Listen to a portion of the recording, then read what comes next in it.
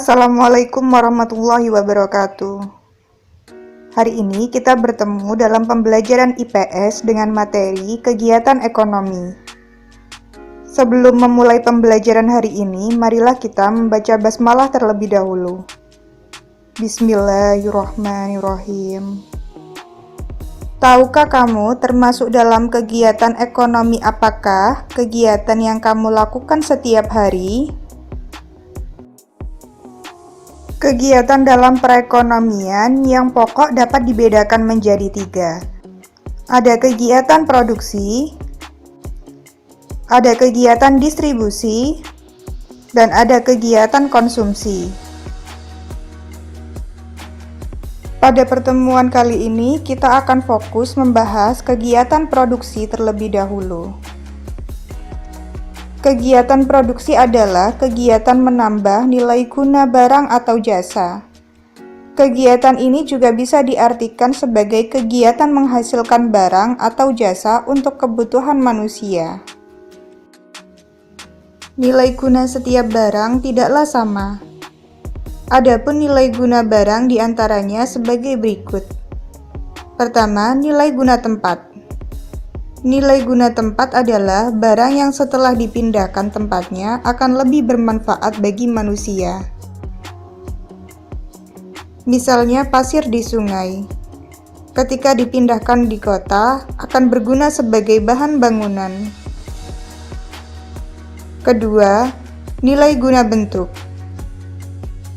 Adalah peningkatan nilai guna suatu barang yang terjadi jika bentuknya berubah. Contohnya, ketika kacang kedelai diolah menjadi tahu atau tempe, maka akan memiliki nilai manfaat yang berbeda. Ketiga, nilai guna waktu. Adalah benda yang lebih bermanfaat jika digunakan pada waktu yang tepat. Contohnya, menimbun gabah untuk persiapan pada periode paceklik. Keempat, nilai guna kepemilikan. Adalah nilai guna barang yang bertambah jika barang tersebut berpindah kepemilikannya. Misalnya sepatu di toko belum memiliki nilai guna, akan tetapi nilai guna kalau sepatu tersebut telah dibeli seseorang.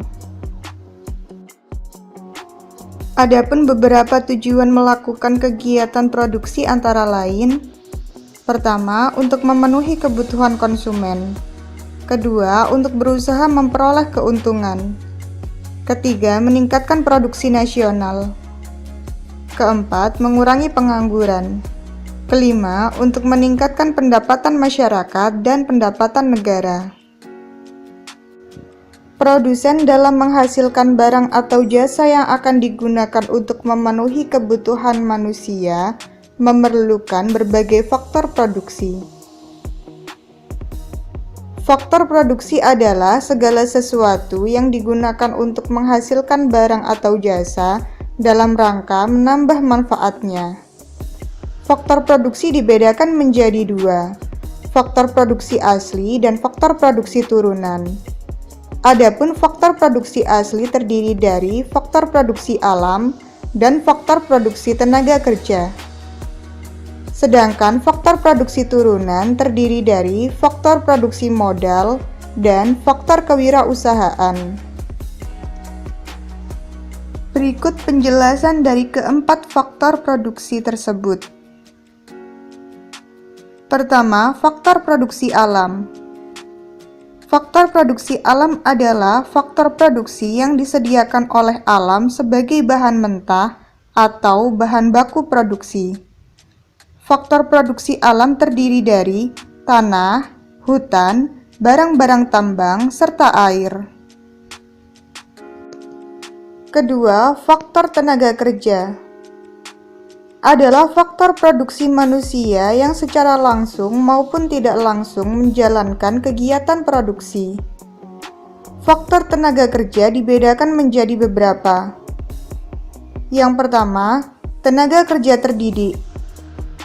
Adalah tenaga kerja yang memerlukan pendidikan sebelum memasuki dunia kerja.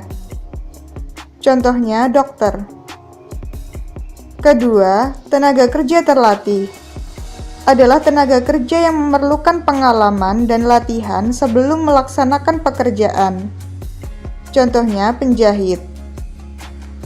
Ketiga, tenaga kerja tidak terdidik dan tidak terlatih adalah tenaga kerja yang tidak mempunyai keterampilan tertentu. Contohnya, tukang sapu. Ketiga, faktor produksi modal adalah benda-benda yang digunakan untuk proses produksi sehingga mempercepat atau menambah kemampuan produksi barang atau jasa. Adapun jenis modal dapat digolongkan sebagai berikut. Pertama, berdasarkan sumbernya. Ada modal sendiri dan modal asing. Modal sendiri adalah modal yang berasal dari dalam perusahaan, sedangkan modal asing adalah modal yang berasal dari luar perusahaan. Kedua, berdasarkan bentuknya.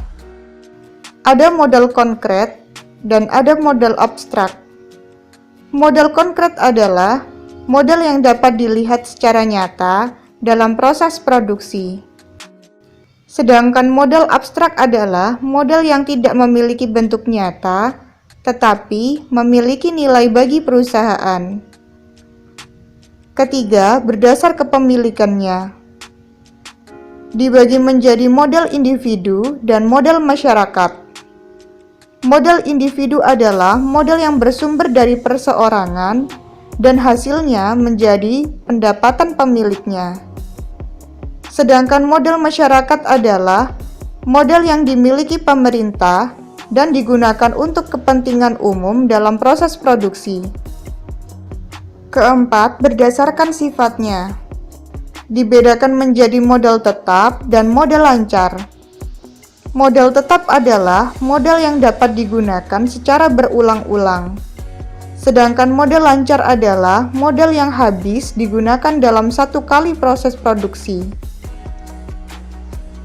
Keempat, faktor kewirausahaan adalah kemampuan seseorang atau beberapa orang untuk menyatukan semua faktor produksi agar dapat menghasilkan barang atau jasa tertentu yang dapat memberikan keuntungan. Faktor kewirausahaan terdiri dari: pertama, keahlian mengatur.